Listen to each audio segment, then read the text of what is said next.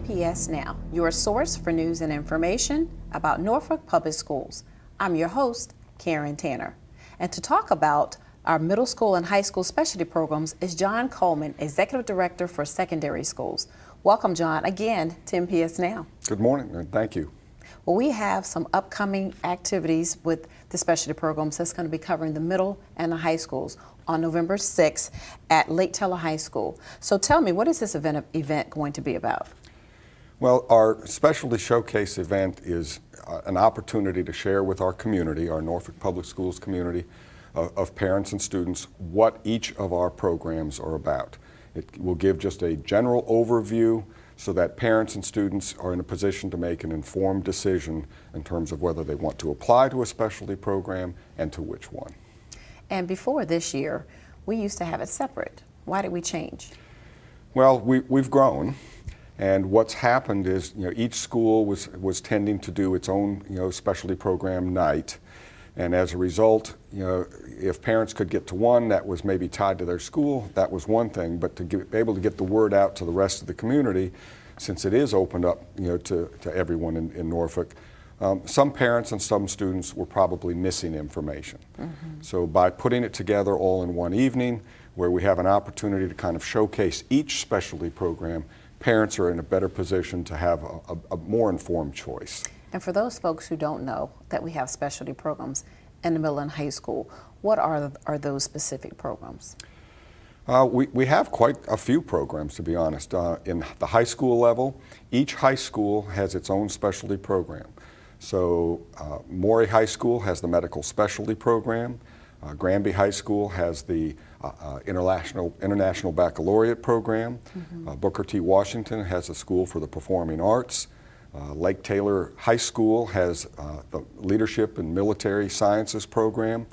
And Norview High School has the Sciences and Engineering program. So each high school, even though they have all common curriculum, they also have a specialty program that's unique unto themselves as well.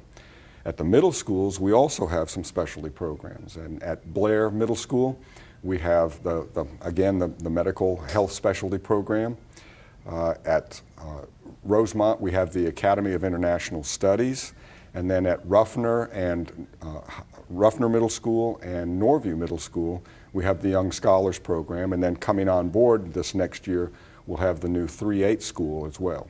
Okay, and the 3-8 school will be located where? The old, where Lafayette Winona closed. Mm-hmm. It is going through the process of being renamed and the program being identified and established. And it's moving along at the right timetable.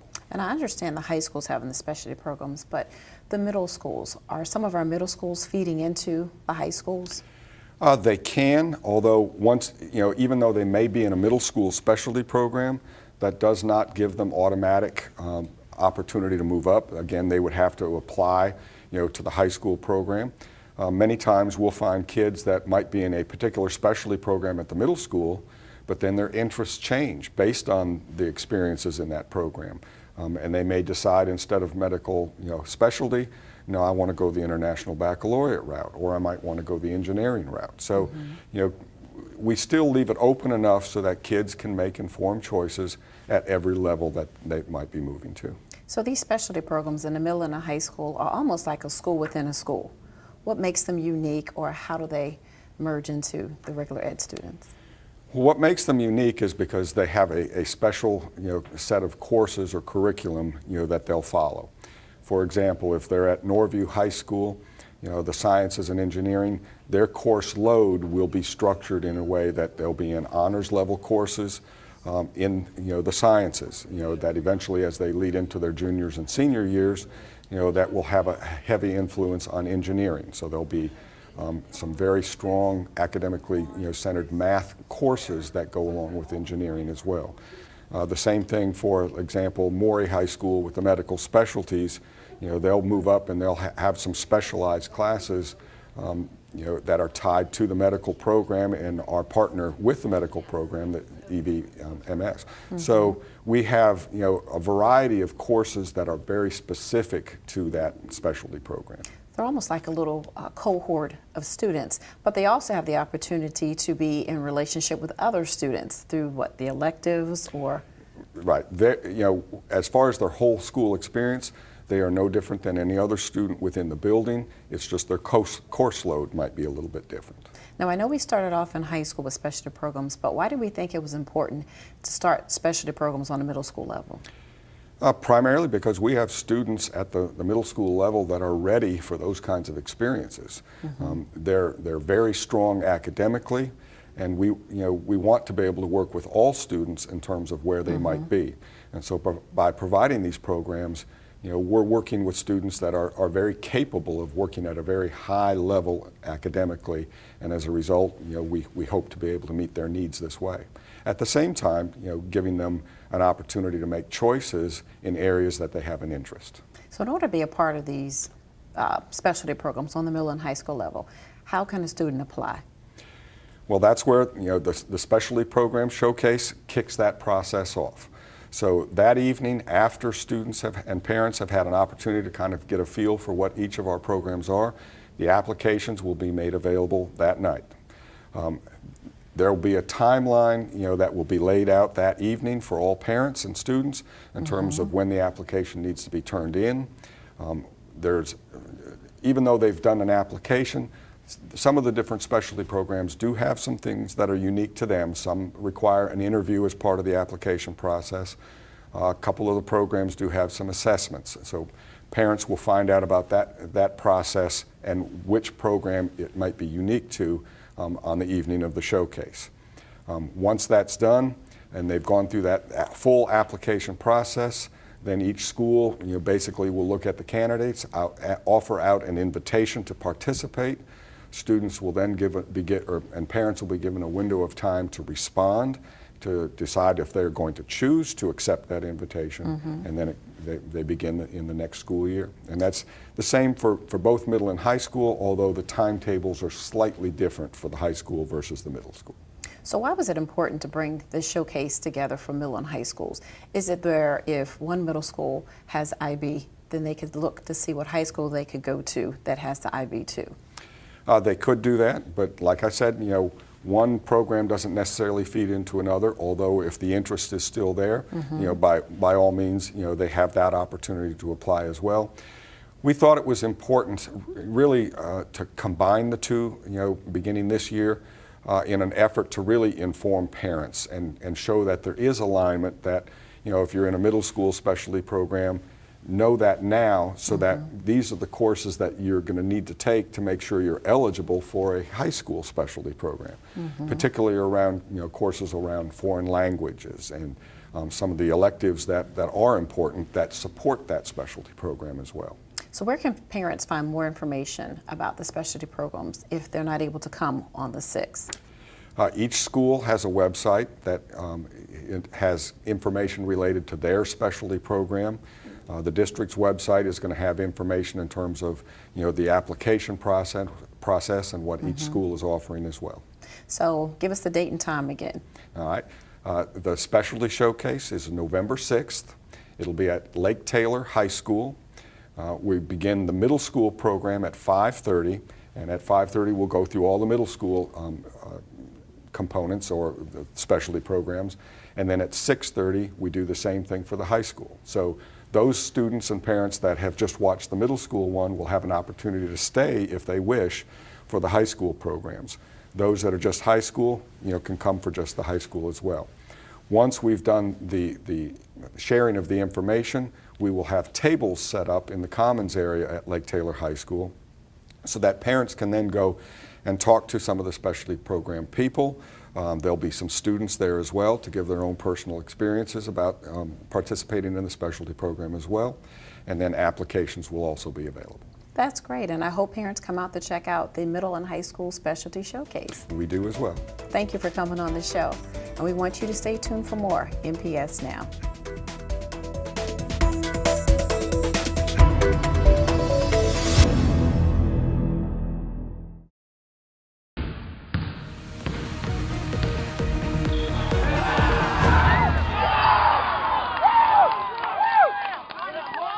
Welcome back to NPS Now. I'm Steve Sutmiller, Senior Coordinator of Athletics. This is our middle school roundup as most of the fall sports have completed their seasons. We will start with boys tennis. The tournament was at Old Dominion University, and I had a chance to catch up with Northside Middle School head coach Bill Harmon on the growth of this tournament and the opportunities that participating in middle school tennis can lead. And middle school tennis has been going on for about 12 years now. It was moved to a club status about 6 years ago. Tell us how it's evolved and how the student athletes benefit from playing in a middle school program. Well, the thing about middle school tennis is that it prepares them for high school and college. It is important that tennis players have a good fundamental and foundation in order to be able to develop and move from level to level. Bill, you've been involved with middle school tennis for a number of years. Tell us a little bit how the program's evolved over time, in your opinion. Well, I can tell you right now that we have 22 kids from middle school tennis from Norfolk playing college tennis this year alone.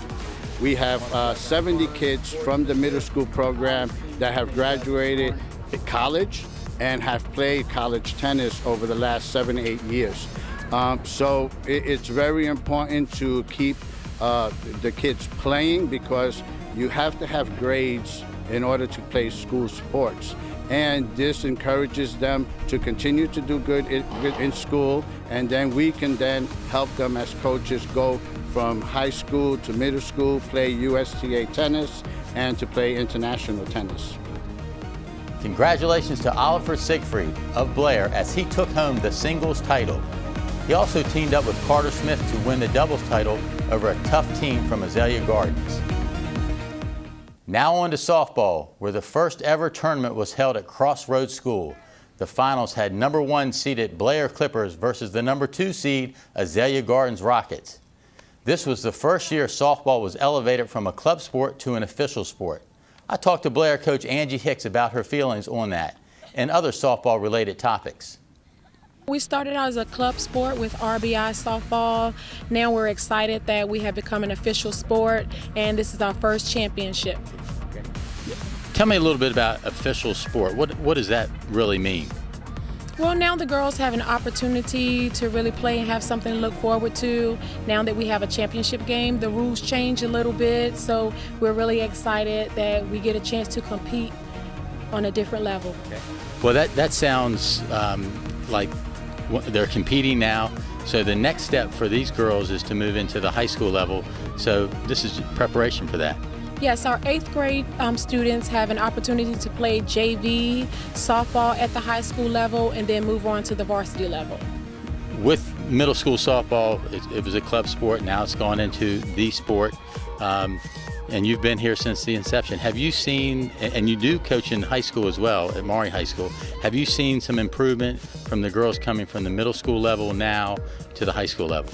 Definitely, the girls have a chance to learn the fundamentals of softball on the middle school level so that when they get on the high school level, that the coach can move on to a more extensive workout or techniques because the girls have their fundamentals down pat.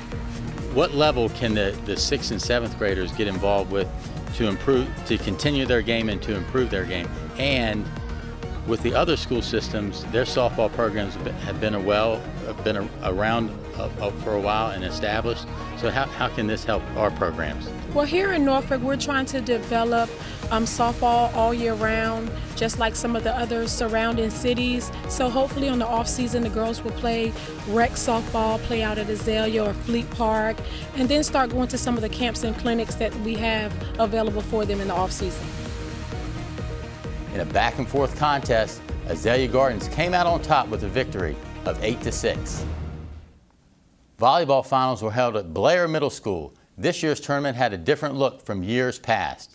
We only have 6 middle schools, so we did have everybody in the tournament. It started with the first round. The first and second seed got a bye, and the 3 through 6 teams played a round to move on. So it was kind of nice to be able to get everyone to participate in the tournament, give them some more games to develop, because with only a 5-game season, they're really not having a whole lot of time to develop. So it's nice to have that tournament game to go with it and have a chance to possibly move on.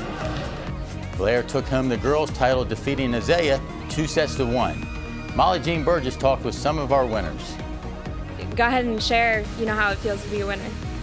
Good, because I've been going to all schools, and then I really wanted to win since it's my last year here. All right, what about you? Yeah, mainly same reason. I wanted to win because it's my last year, and I knew we had the feeling of winning it all this year. I really wanted to win because, one, we're in 8th grade, and we had all our friends together, and that'd be a good experience.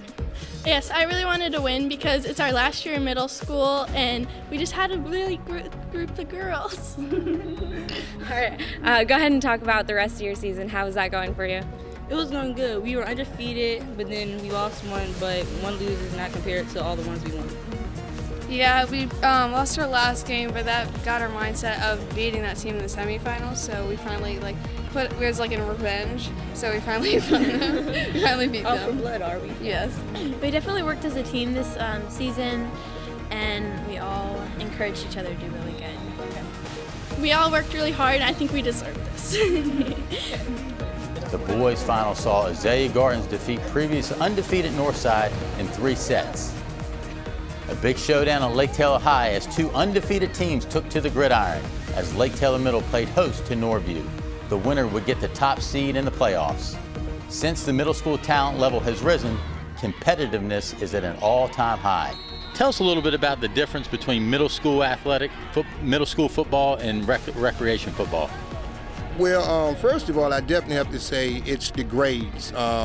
Being able to continue the elevation of your grades, it really enhances the kids here in middle school versus rec league. To compare that middle school league and recreation again, what about the competition side and the skill level? I would have to say again that the competition here at middle school is above the rec league due to just because you're playing on a high school field, it gives a lot of the kids more incentives and to be able to come out and show the JVs and the varsity coaches the talent that they have. Where the league this year, we have a lot of good competition. It seems like this year everything is spread out across the board. Everybody's competitive as this game now. It was what we thought it was. We're going into it zip at the half. And pretty much overall, it's a fight to get in the playoffs with every team right now. In the second half, the Navigators of Norview found the next gear, scoring 2 touchdowns to secure the #1 seed with a 13-0 win. Be sure to mark your calendars for semifinals on Saturday, November 1st at Powhatan Stadium. First game will start at 11 a.m. Tickets will be $5 for adults, $4 for staff with an ID, and $2 for students. The championship game will also be played at Powhatan Stadium Thursday, November 6th at 6 o'clock. Come out and support middle school football. Winter sports have just started. For students interested in boys and girls soccer and wrestling, it's not too late. Make sure you have a valid physical dated after May 1st, 2014 and a current concussion letter. Contact your athletic director and coach. More NPS Now after this.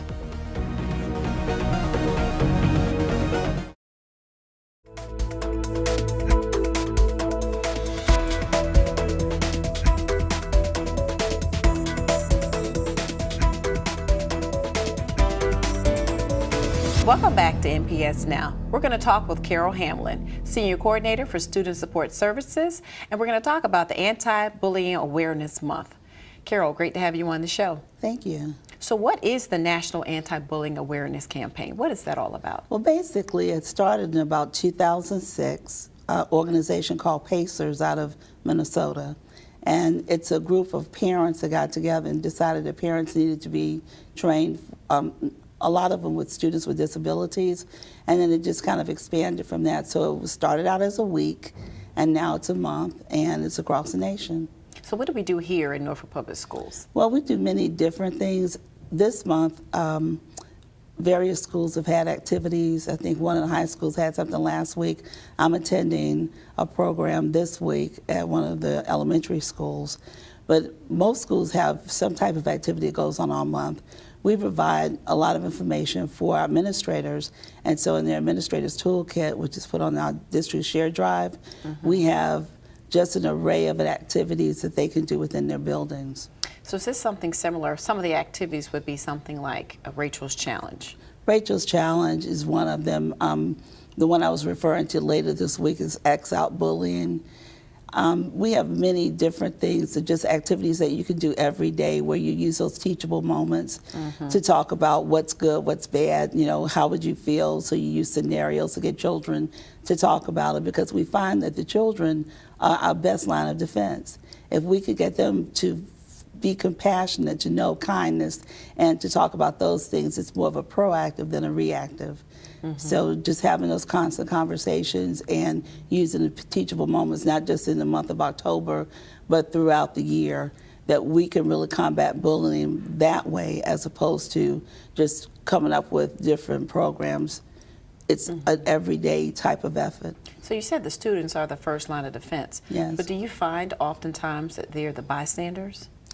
Students can be bystanders, but we also have some very compassionate students that will not maybe tell at that particular moment, but will tell an adult later about a particular situation.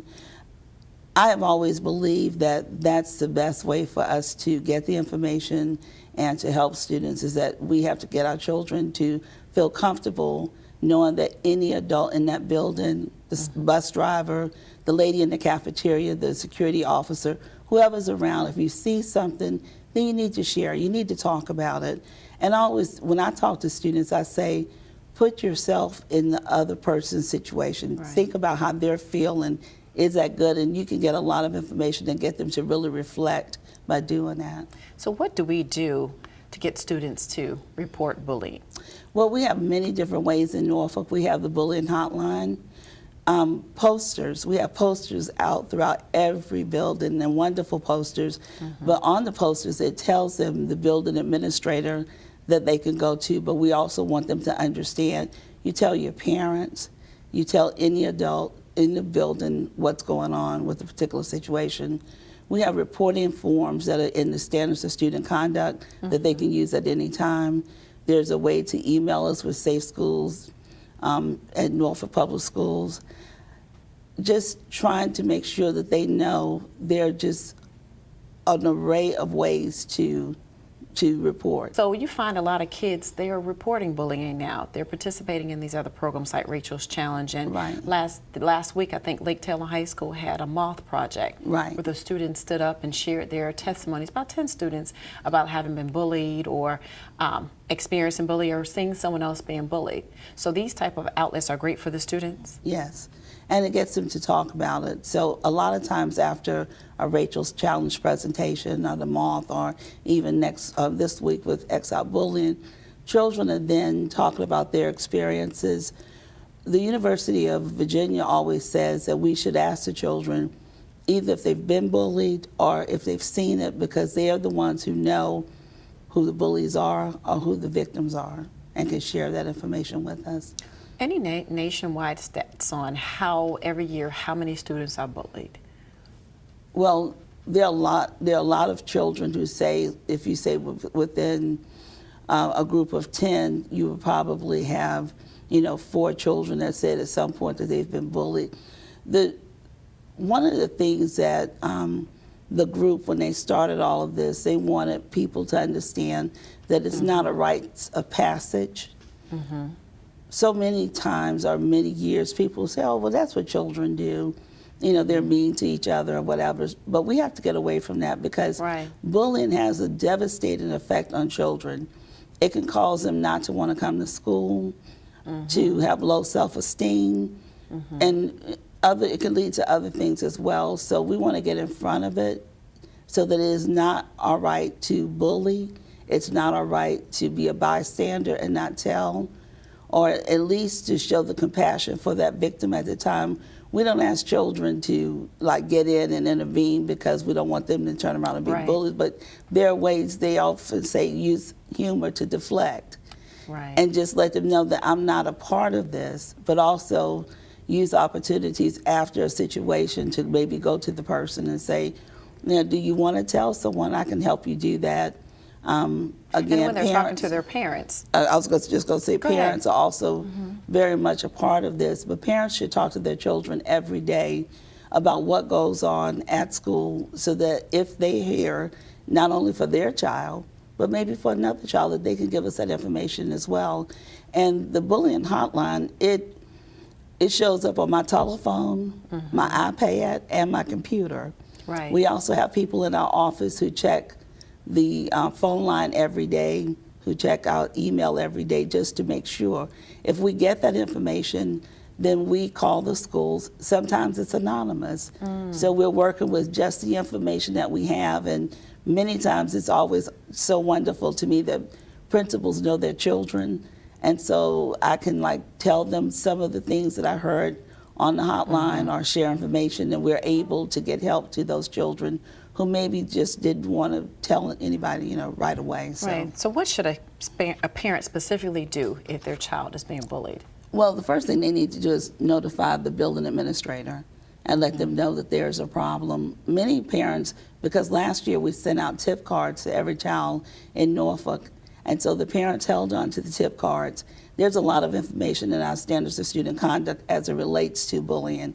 So it tells parents what to do. So even if they call the schools and maybe they didn't feel like they got in contact with their building administrator, then they can call the hotline, they can call us, and they can email as well. They can email, they can use the reporting forms, and they're perforated in the back of the standards of student conduct. So you can just pull that sheet out, fill out the information, and turn it in at the school level. This is really good information, and I'm glad I had you on the show as we close out the month of October. Thank you, Carol, and we'll refer them again on one of our electronic boards on Channel 47 if they have any questions of how to contact the schools if their child is being bullied or they have questions and concerns about bullying. Thank you for coming on the show. Thank you. And we want to thank you for watching NPS Now. It airs weekly on WNPS Channel 47, or you can view us online at www.npsk12.com. If you have any great story ideas or information, email us at npsnews@npsk12.com. Again, we want to thank you for watching NPS Now.